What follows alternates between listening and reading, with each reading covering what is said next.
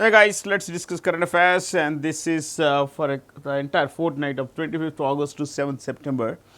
We'll begin discussion on with a question on the Paralympic. How which of these Indians had won the Paralympic gold medal, and he was the first archer to have won this. That's Harvinder Singh. Harvinder Singh. Before I give you some data, before I tell you the names of all the Indian gold medalists, I have them on the screen for you. I would like to tell you a bit about the Paralympic Games. See, the Paralympic Games, let me actually use some other color so that you are that much more comfort. Maybe, yeah, this yellow should do. Um, they were held in Paris. Paralympic Games. Usually, the Paralympic Games are held in the same city as the Olympic Games. So, 2024 Paris, and about 170 countries participated, 170 countries, and around 4463 athletes in 22 sports took part. 4463 athletes in about 22 sports took part, or rather you could say the 4463 athletes took part in 22 sports. Okay. Now, we would also need to know a little bit about the International Paralympic Committee. The International Paralympic Committee, ladies and gentlemen, was started in the in the year 1989, and this is headquartered in a place called Bonn. Bonn is in Germany. So, then of course, it's headed, who heads it? Andrew Parsons. Andrew Parsons is from Brazil. Andrew Parsons is from Brazil. Okay. So, that's a bit about this Paralympic Games and the International Paralympic Committee, which is headquartered in Bonn, Germany, and headed by a Brazilian. So, let me clear this and bring to you the list of all the 7 gold medalists from India. So, Indians, there are 7 Indian para athletes, let's call them athletes, who won gold medals, my friend. This has been India's best ever performance in the Paralympic Games. Avani, Lekhara, Kumar Nitish, Sumit Antil, I have given the sport in which they won the gold medal. So, javelin, there are 2 different categories here. Sumit Antil and Navdeep Singh won in 2 different categories. But you look at it, I mean, they have done the country proud, exceptionally proud. I will tell you a bit about Avani. So, I was reading this story of Avani Lekhara, and I found that at the age of 11, she met with an accident, a car accident. And she became a paraplegic, waist down, her body didn't have much of movement. So, her father encouraged her to take up sport, especially, archery. So, she took up archery, but then she moved to shooting, and that is, ladies and gentlemen, where she has done the country proud. And you also should know that it's a back-to-back gold medal for her, and she also won a bronze in, shooting.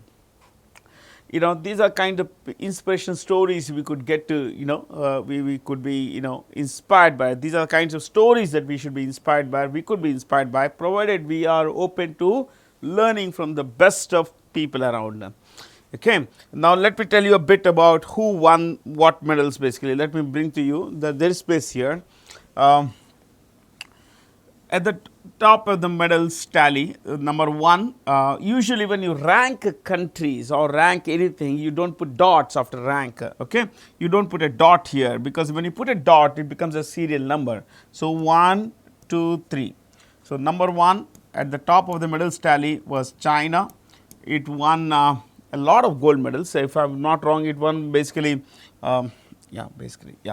China won 94 gold medals for a total of 220. I will put the total here and the gold medals here. UK, United Kingdom, finished second, reverse this. Not many in terms of total, basically I think it was 124 or 127. I am not very sure of that, 124 or 127, but thereabout basically. Third was the United States. You would always find me putting dots between the U and S letters, after U and after S, but you won't find me putting dots here. There is a story, but some other time I will tell you the story behind this. The United States got 36 and 105. These I am very sure of. Okay. So, China topped the list of gold medals as well as the final total medals tally. Fair, guys. So, I think we will clear this entire thing and we will go to the next question, but we have covered this quite comprehensively. So, here is the second one. What is it about? India's para who shuttler Rupina Francis won a bronze medal. India won 7 golds, 9 silver, 13 bronze. 13 bronze. No, I think 14 bronze, I think. Yeah, 14 bronze basically. I am not, yeah, 14 bronze. Is it so? Yeah, basically 14 bronze. So, overall we have done quite well, we have done quite well here, but what we need to appreciate is that this particular event, this particular games edition, Paralympic Games edition has been our best ever, So, I love maps, as you know. Which country has unveiled a national cyber security basic plan to protect critical infrastructure, national infrastructure from hacking and counter disinformation, Now, disinformation is a fact of life. South Korea has come up with a basic, national cyber security plan. This is where South Korea is. I'll use a red here. Yeah, this is South Korea, and you know that South Korea is south of North Korea, isn't it? Yeah. Now, ladies and gentlemen, while this is South Korea, there is North Korea here, and South Korea's biggest enemies, there are 3 biggest enemies, and the biggest enemy it has is North Korea. Okay. Then we have China, so it does not go well with does not gel well with China and North Korea. Japan has had historic enmity with South Korea, but for entirely different reasons. Okay, I'll tell you the basic reasons here. Let me tell you. Okay, see, Japan is an island country. You can see this is Japan. It's a pretty large island country. In terms of island countries, it's about 3.77 lakh square kilometers, which is 10% bigger than the biggest state in India. Okay, it has over 6,000 islands, but the 4 biggest islands are Fukoku, Honshu, Shikoku, and Hokkaido. I mean, there are 4 islands like that. Kyushu is the top one, basically. Okay, don't worry about the islands. During the Second World War and even before that, Japan in the Russo-Japanese War defeated Russia. This is Russia, okay, in yellow here. So, 1905 there was a major war, 1905, I am not using the pen here. So, Russia was defeated by Imperial Russia, there was a monarchy there. It was defeated by Japan. Japan also was a monarchy, of course. But for another 5 years, the Japanese did not occupy much here. But in 1910, after 1910 till about the end of the Second World War, then in 1945, Japan had occupied large parts here, and consequently, my friends, what they did was they enslaved millions of Koreans, lakhs of Koreans, and they raped women, killed children. Okay. And a lot of these Korean women were taken away by Japan. So, they also took away Chinese women for that matter. Japan had occupied large parts of this region. This entire area was occupied by Japan, okay, including South Korea. So, wherever the Japanese went, especially Southeast Asia, Thailand, Vietnam, Indonesia, Burma, they took these Chinese and South Korean women, the Korean women, as sex slaves. These women are called comfort women. In history, they are called comfort women, and they were taken away, for the sexual needs of the Japanese soldiers in places they were fighting away from home. And Japan has not formally apologized. They have said sorry, but an apology is very important, but they haven't done that. And for that reason, the Koreans have never trusted the Japanese, so have the Chinese. In fact, the Chinese have also not trusted the Japanese. historical grievances are there, and today South Korea and Japan have a common enemy, North Korea. North Korea is backed by China. Okay.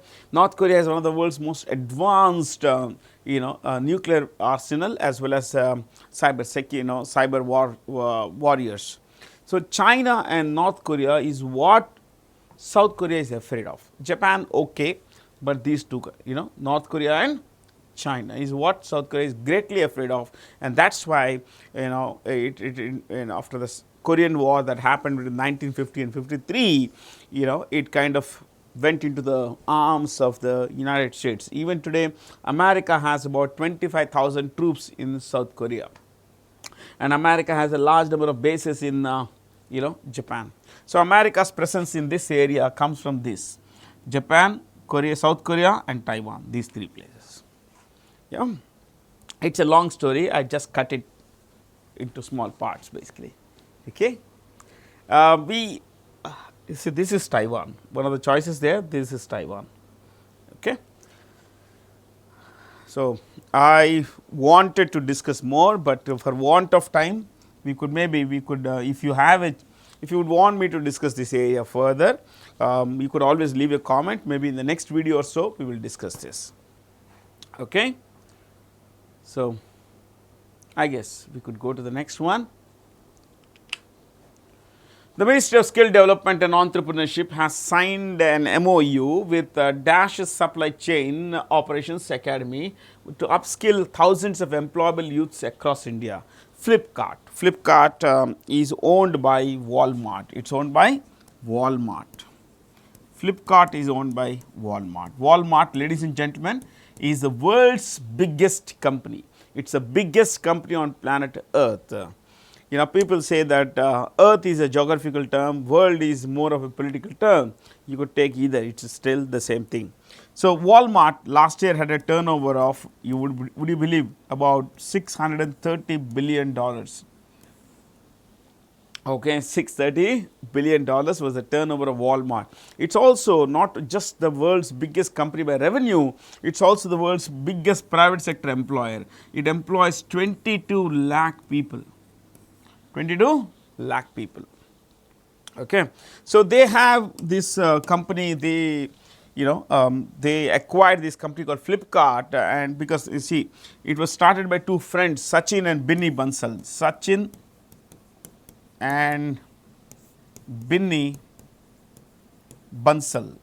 Both are Bansals, but please remember they are not relatives, they are friends. They were IIT Bombay friends basically. They later worked for Amazon, but started their own venture, I think sometime in the early 2000s, and that's how they started Flipkart. And they sold Flipkart to Walmart, and Walmart today is the owner of this company. So, they have a large training network, and that's what the Ministry of Skill Development and Entrepreneurship has signed an agreement with, so that we could train the people in this through this academy. Okay. The CEO of Flipkart is Kalyan Krishnamurthy. Kalyan Krishnamurthy. One more thing, who is the Minister of Skill Development and Entrepreneurship? Jayant Chaudhary. Okay, let me write in full. Jayant Chaudhary. Jayant Chaudhary. Okay. The spelling of Chaudhary is written differently in different parts of India, and this guy writes his spelling like that. Okay. Chaudhary. That is U, my friends. It's not V, but I put it as it looks like V. Fair? I guess from there. See, before we go to the next question, I would like to tell you something here, that in India, skilling is a major issue. It's actually, unfortunately, not many people are comfortable with, not many people are skilled. See, people are skilled in different things. Of course, a farmer is skilled in farming. But here, beyond farming, if you are looking at skills, our education system is also such that it does not train us, it does not equip us with the kinds of skills that would help us become industry ready. But while we may blame the education system, end of the day, we could be the people who are suffering. So, what we could be doing is to learn things that would help us become eligible, ready to get jobs. So today a lot of companies are not, a lot of companies are complaining that people are not skilled enough. And more importantly, they say that people do not want to work hard. They say people don't want to work hard, people don't want to learn. So, and my friends, I always say, as your teacher and elsewhere, I say that we should never say no to two things in life. One, we should never say no to learning. Two, we should never say no to work. Okay. See, if a guy like me says, no, no, no, I'll just touch this question, I'll touch the answer and go away. Will it help you? It won't help you. Yeah. So, unless I give you that extra thing that, normally would not come through, just reading the question and answer, there is no need for my presence here, isn't it? You may as well read the question, okay, this is highlighted in white, so this must be the answer. We need to go beyond. All of us, you and me, need to go beyond the normal. That is where we can be different from others. Yeah, skilling is in the mind. Attitude we need to cultivate is that of learner and that of a hard-working person.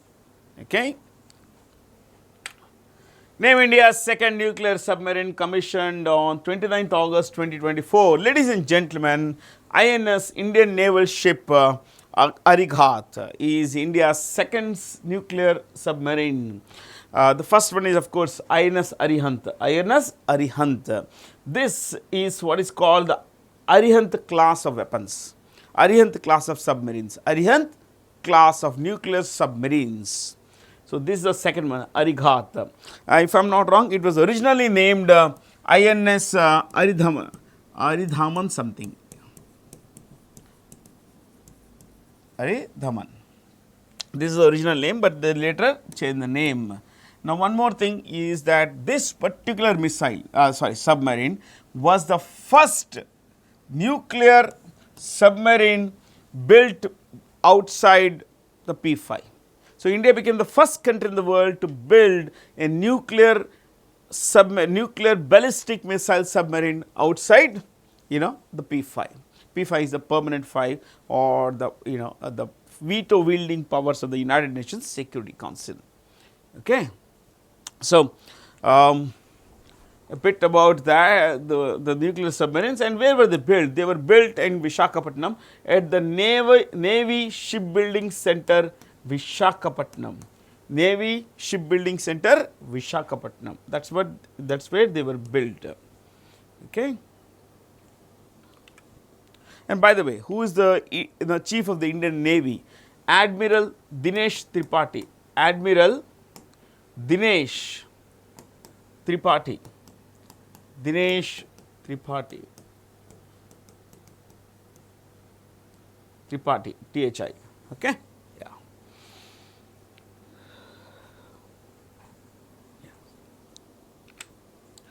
Pakistan has extended a formal invitation to Prime Minister Narendra Modi to attend the Shanghai Cooperation Organization's meeting scheduled for October this year. Okay, which of the following is not a member of the SCO? Sorry, guys. The member is not Afghanistan. Okay. Now let me tell you about the SCOs, Shanghai Cooperation Organization. SCO was started in 2001. Of course, there was something before that called the Shanghai 5, but now it is called Shanghai Cooperation Organization. It was started in 2001, headquartered in Beijing, though it's named Shanghai, it's headquartered in Beijing, and its Secretary General is Zhang Ming. Zhang Ming of China. Fair. Now let me take you further on this. Okay. Now, it has 10 members, and you could write the names. I'll just read the names. India, Pakistan. I'll go a bit slow. India, Pakistan, Russia. Okay. India, Pakistan, Russia. That's how you pronounce it. Russia. Then China. Okay. Fourth stance, that would be Kazakhstan, that's why I was writing, the spellings are tough to remember. Kazakhstan, Kyrgyzstan,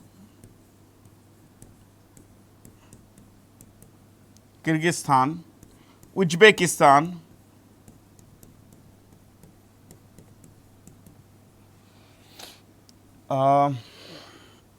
yeah, what is it? Tajikistan, and two new members, Belarus and Iran. Okay. Then these are 10 members. Then two are observers. Of these observers, one is Mongolia. Then the other is Afghanistan. Afghanistan is an inactive observer. It's more or less suspended. Since the Taliban came to power, more or less suspended. So these are the 10 members, and the observers are 2, Mongolia, but of course the second being Afghanistan, while even it's suspended. Okay. So that's a bit about SCO, my friends. It's the world's largest regional grouping by both population and area. Prime Minister Modi laid the foundation for the Vadhavan port in Maharashtra. Yeah, it is in Maharashtra, which will be one of the country's biggest deep water ports and will provide direct connectivity. Oh, I could have put a map. Maybe I can bring the map in the next class. Yeah, little more here in terms of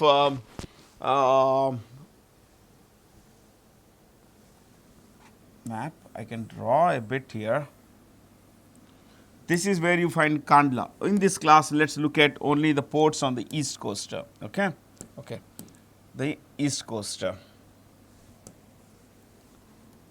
Kandla port is also called Deen Dayal port. This is where it is. Kandla port is also called Deen Dayal port. Then there are two ports in Mumbai. Mumbai Port Trust and Jawaharlal Nehru Port Trust. In my eagerness to write faster, Jawaharlal Nehru Port Trust. So there are two. One is Mumbai Port Trust, the other is Jawaharlal Nehru Port Trust. Then we have in Goa a place called Mormugao. Then New Mangalore. You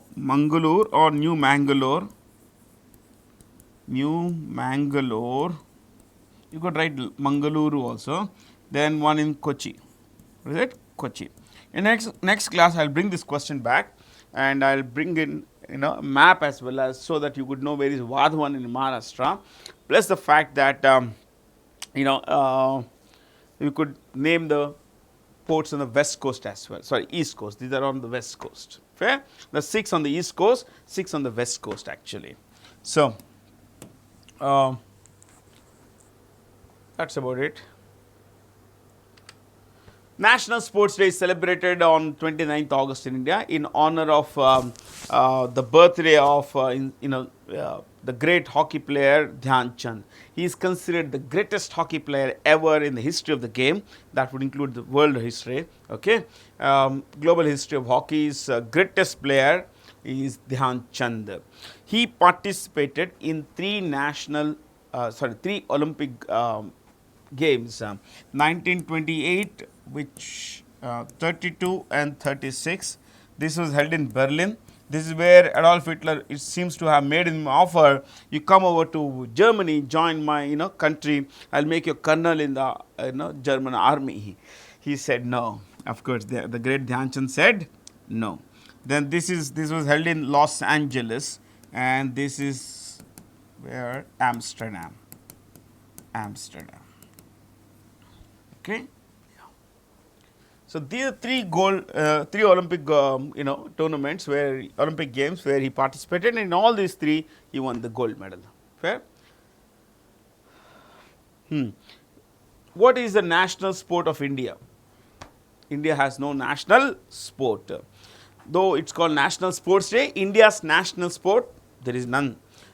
Since our childhood, we have been told that hockey is India's national game, India's national sport. India's, some say it's kabaddi, but actually there is nothing, none, in fact, no. Okay.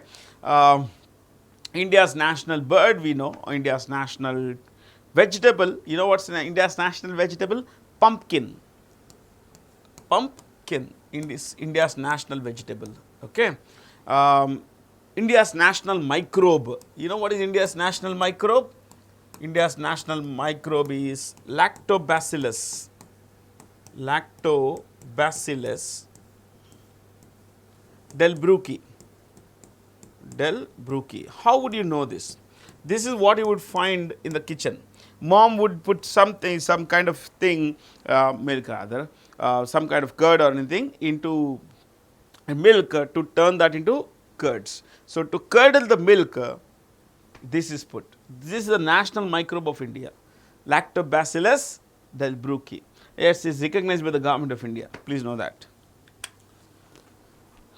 Women and Child Development Minister Annapurna Devi launched the 7th edition of the Rashtriya Poshan Maha. Maha means month, that would focus on all of this. Anemia, a little over 50% of India's women are anemic. Okay? There is not enough hemoglobin, not enough iron content in the blood. And you know, a lot of things here. Look at this: Poshan Bhi, Padhai Bhi for kids, and especially nutrition for kids, school going kids. Ek Ped Maa Ke Naam, which is like afforestation, basically. You know, a lot of things have been, you know, bundled together so that, you know, we promote collective sustainable environment for our kids and, you know, women. Okay.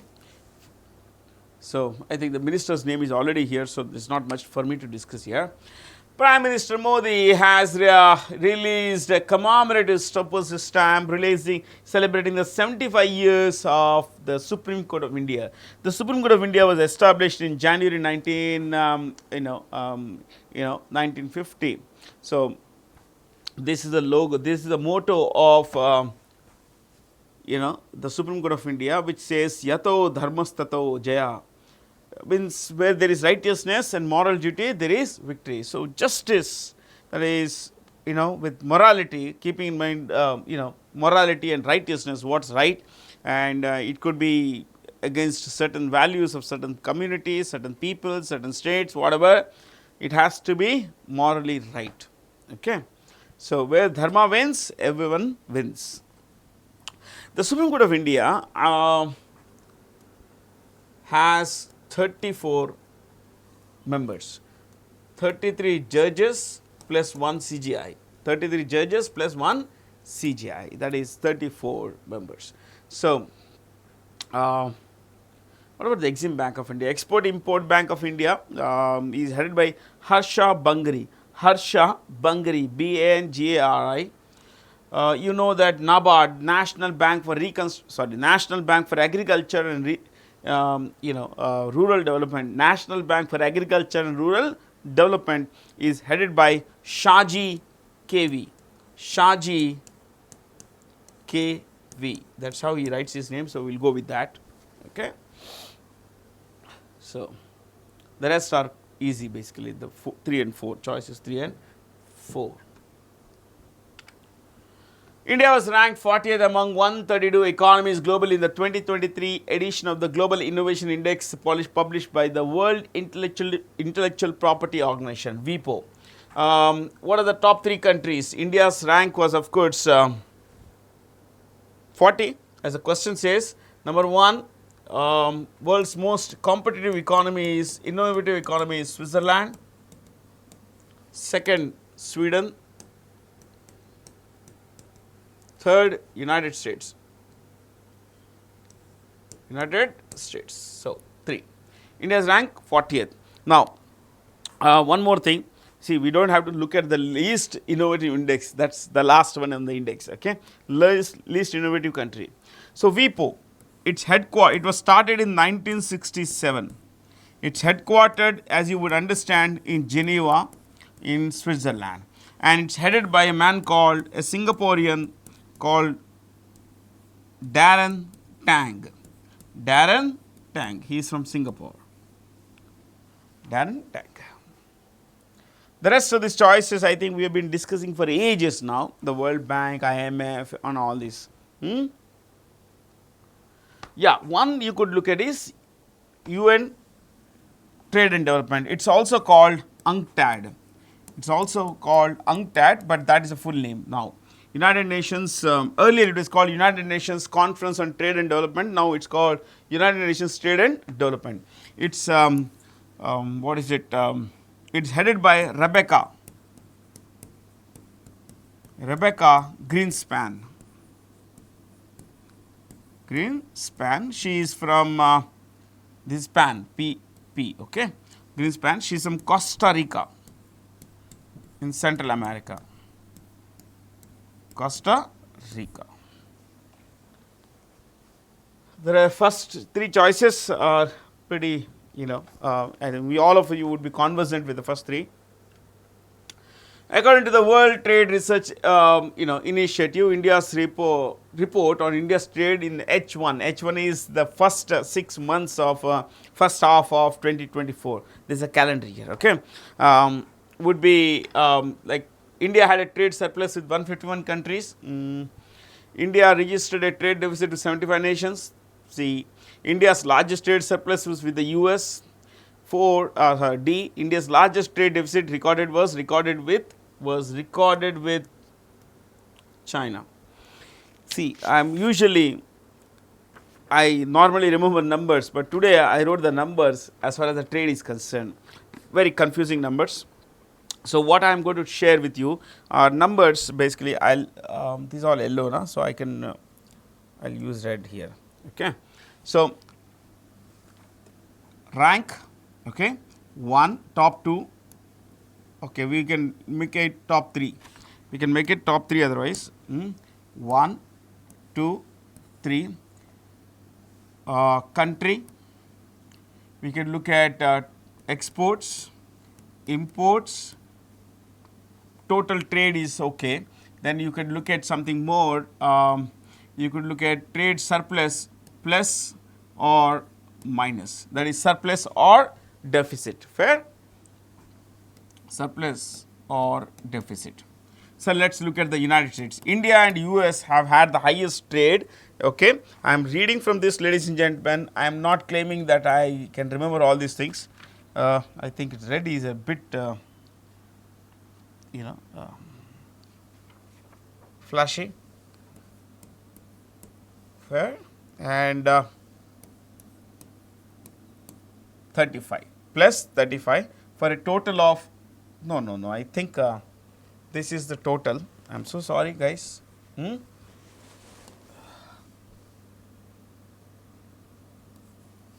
Oh, I think I actually bungled up.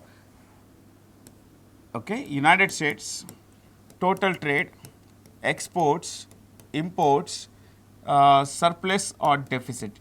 Okay, so United States total trade 119, 77 and 42 plus 35.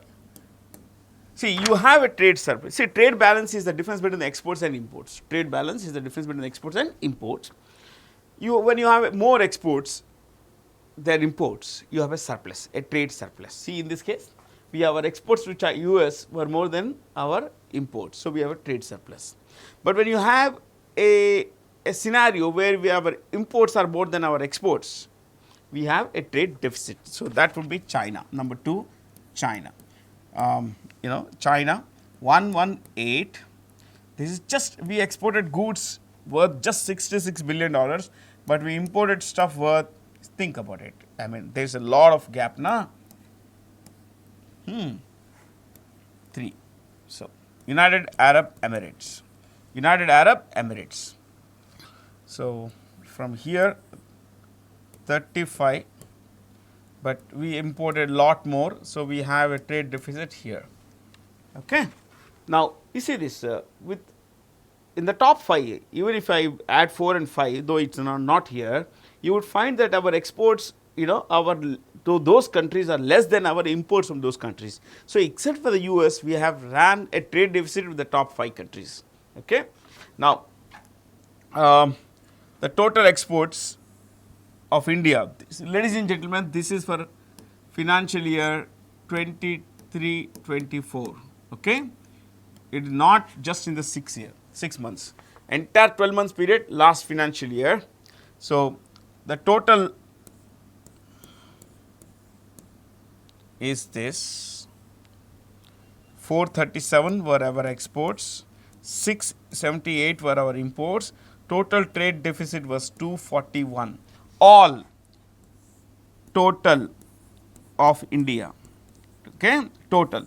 All countries put together, our exports were $437 billion, of which these three, these are for the top three basically. So, our imports were $678 billion, and of course, our total trade deficit is $241 billion, which is huge, my friends, which is huge, which is more than 1/3 of the, the import bill itself actually. Look at this. Our total trade was a little over $1 trillion, so $1,115 billion total trade, exports and plus imports. But the deficit is huge. As exports minus imports minus 241. So that's something that is bothering India, the government of India a lot, because people often say that we should stop importing from China. I am not a great fan of that theory, because if we stop importing from China, where will our raw materials come from? Where will our finished goods come from? If we are, if you are a producer, you are importing some raw material from China, you are doing that because the Chinese market price is much lower than what it would cost you if you import from Singapore or Saudi Arabia or Morocco, isn't it? So what would happen here is that, let's say you stop importing from China, you import from elsewhere, okay. So the cost there is high. So this will add to your cost of production, which would mean that your product price also will go up, which also would mean that your profit, if you keep the price at the same level, the profit margin is squeezed. If you raise the price, your competitiveness gets eroded. So you have to look at it from the businessman perspective, from the industry's perspective. So we are importing because China sells at a much lower price or maybe a better quality than other countries, okay. So I bungled up initially when I was writing all those numbers, but these are the numbers for the top three, and that's for the total foreign trade of India. Where guys, and this is for the last financial year, the one that started on 1st April 2023, ended on 31st March this year. So let's look at this one, the Philadelphia corridor. This is about something around Egypt and Gaza, and of course Israel. The Philadelphia corridor, described as the pipeline for Hamas's rearmament by Israeli Prime Minister Benjamin Netanyahu, is along Gaza's border with Egypt. Now Gaza, Palestine comprises two areas. One is Gaza, the other is West Bank. Let me bring to you a bit about this is Gaza. How big is Gaza? Gaza is about 365 square kilometers. 365 square kilometers. That's the complete area of Gaza. Okay, and this north to south, basically from along the border here, this is 41 kilometers long. 41 kilometers long. But you see this area here and this entire area, it shares a 51. I will write in I will write in red, I think, because it's already mapped. It is a 51 kilometer long border. It shares a 51 kilometer border with Israel. Now here it has a border with Egypt. This is a 11 kilometer border. 11 kilometer border. This area is called the Philadelphia corridor. It is believed that the Hamas militants, have dug tunnels. I have seen plenty of footage of this. For decades, I have been following this case. They after digging a tunnels from here, they actually get arms and ammunition and lot of smuggled goods through the tunnels into Gaza. So the Israelis say that we should close this down, we should man this area, we should, the Israeli forces should take over this area and seal the border with Egypt. Egypt has opposed this, so has Hamas, of course. But let's see where it goes. But this is the Gaza, my friends. This is the Gaza. At its narrowest point, it's about 77, about 14 kilometers, and the widest is, I think, 21 kilometers. It's not much of a stretch there. Fair. So Egyptian, we'll stick to capitals today. Cairo, we have been discussing a lot of things. The president here is Abdel Fattah al-Sisi, but okay. Bashar al-Assad runs Syria. Lebanon, the capital is Beirut. Najib Mikati. King Abdullah II. Abdullah the, I was just talking about the capitals. Na? Jordan's capital is Amman.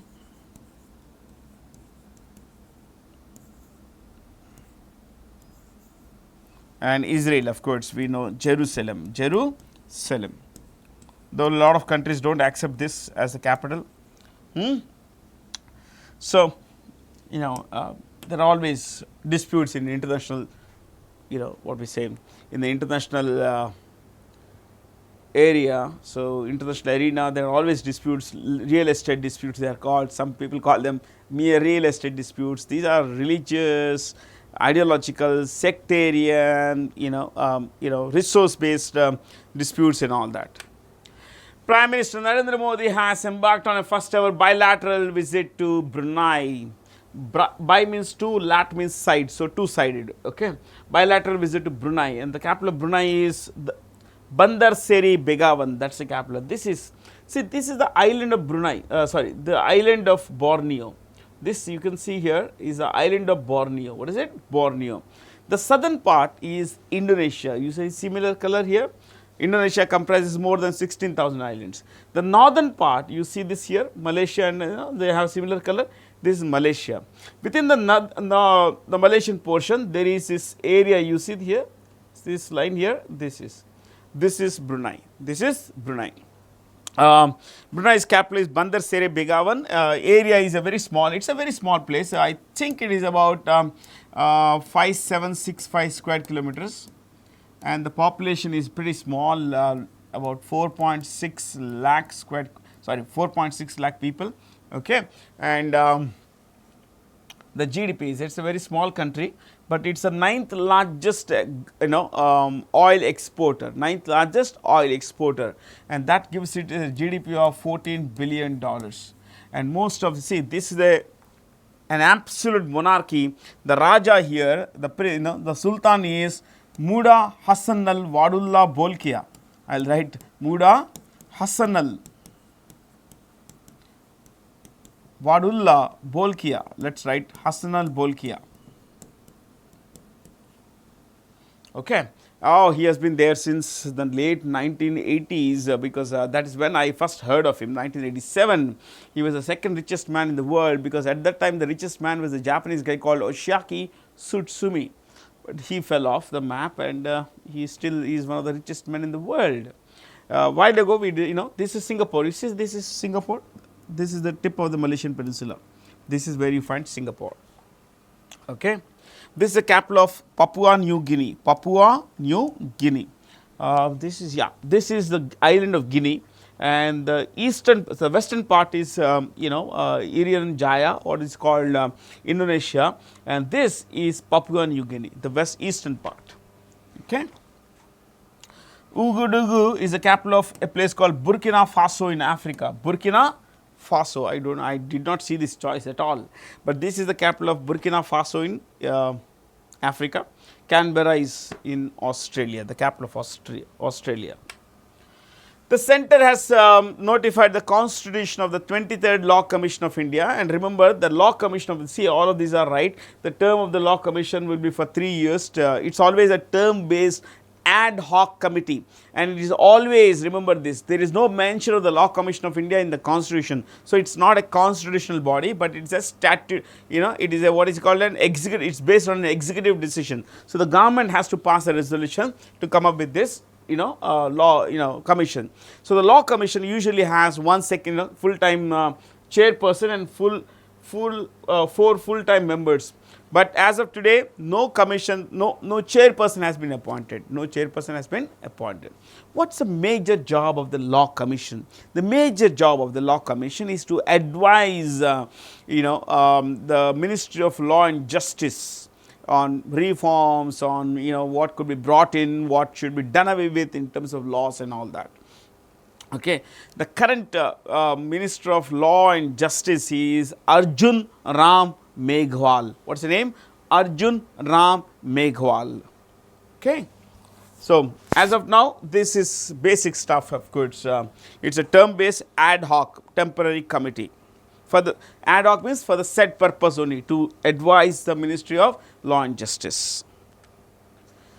The 2024 edition of the Indo-French naval bilateral exercise is named Varuna, and it was held in the Mediterranean Sea. That is the Mediterranean Sea. The Greeks here believe that this sea, and in those days the idea was that this was the world, okay? That this was in the center of the world. Medi is middle, terra is land, in the middle of the earth is Mediterranean Sea, okay? So, Africa on one side, Europe on the other side is where you find Mediterranean Sea, okay? Just one choice I will give you, Malabar. It is a multilateral exercise between Australia, Japan, India and Britain, okay? Yeah, Britain and US of course. I love maps. You see, such a beautiful map it is, isn't it? The 2024 Durand Cup has been won by Northeast United. Durand Cup, my friends, is the oldest football club in Asia. This was started in 1888 and it is the oldest football tournament in Asia. And this year it was won by Northeast United. Remember, this is their first ever title. The runner-up was Mohan Bagan. Mohan Bagan. Okay, not much to discuss here. With which Arab nation did the Comptroller and Auditor General of India sign an MOU to strengthen public sector audit cooperation? See, the Comptroller and Auditor General of India is appointed, the office is listed in Article 148 of the Constitution of India. Article 148 of the Constitution of India. Now, the major job of the CAG's office is to audit the books, the accounts of all ministries, government ministries, government companies, that is public sector units and any government department. Sometimes it may audit the private sector, the books of private sector companies, but that is subjective basically. So, they audit, basically is an auditor, Government of India's highest auditor, and currently the CAG is Girish Chandra Murmu. Girish Chandra Murmu. Okay, yeah. Girish Chandra Murmu. United Arab Emirates, it's the capital is Abu Dhabi. What's the capital? Abu Dhabi, and it's headed by Zayed bin Sultan Zayed bin Sultan Al Nahyan. Al Nahyan is their dynasty name, surname. Bin means son of, basically. Fair. Today we will just skip to this particular, stick to one particular thing. Oman, the capital is Muscat and is run by this man called Haytham bin Tariq Al Sayyed. I will write, since I mentioned Haytham bin Tariq Al Sayyed. That's the name of this guy. Oman. Okay. Michel Barnier is the new Prime Minister of France. So, there is a lot of this, hangama going on in France because of its appointment. Netherlands has, like last week we looked at the name of this man, Dick Schoof. Dick Schoof is the Prime Minister of Netherlands. Belgium, Alexander De Croo. Alexander De Croo is the Prime Minister. Italy, we all know Giorgia Meloni, Meloni, Meloni. And Greece, Kyriakos Mitsotakis. I will spell the name, bit tough to remember. Kyriakos Mitsotakis.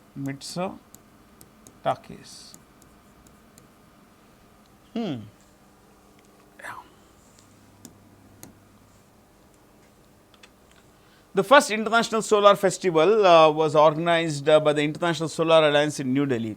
The International Solar Alliance is headquartered in Gurugram It has over 120 members, and it's headed by Ajay Mathur. Ajay Mathur. Ajay Mathur. Okay. Yeah. In Pune, what would you find? You will find the National Film Archive of India. National Film Archive of India.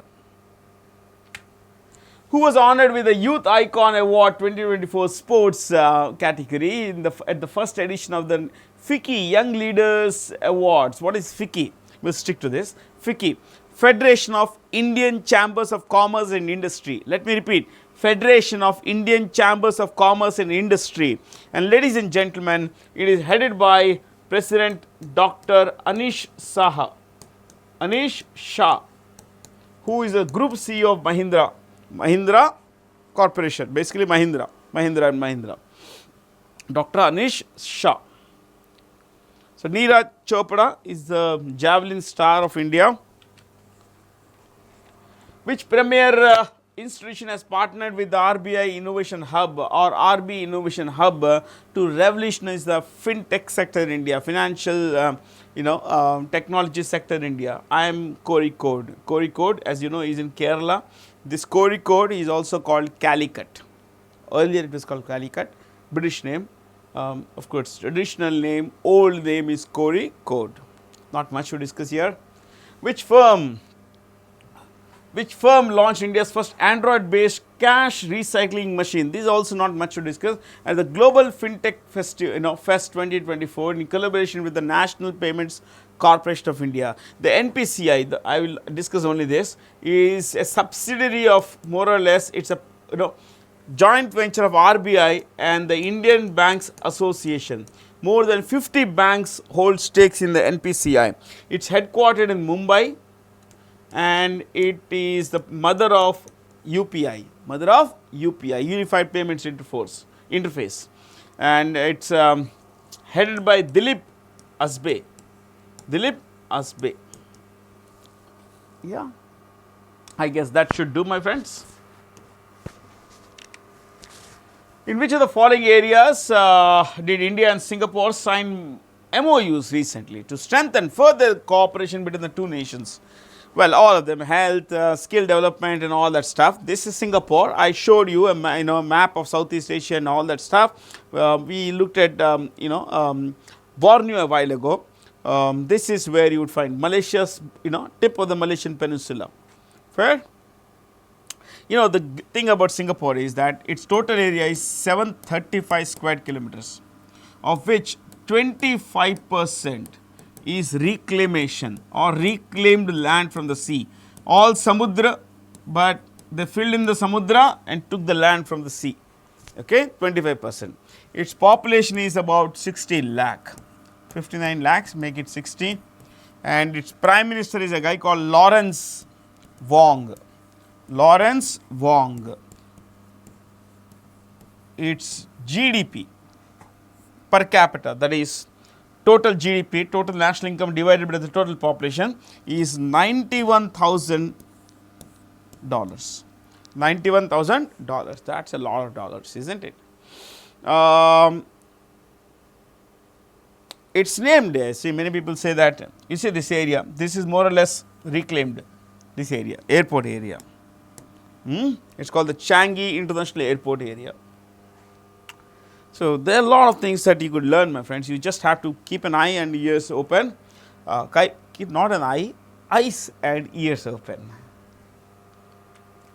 Oh, that's all from me, Bharat Jain. And please make sure you stay curious. If you want me to discuss any of those things a little more in depth, leave in the comment. You leave your comment, and below the space provided there in the comment section. We'll get back to you. Maybe if it's interesting enough, I'll bring that topic alive to you in this class. Thank you for being here. Have a lot of fun. Thank you so much.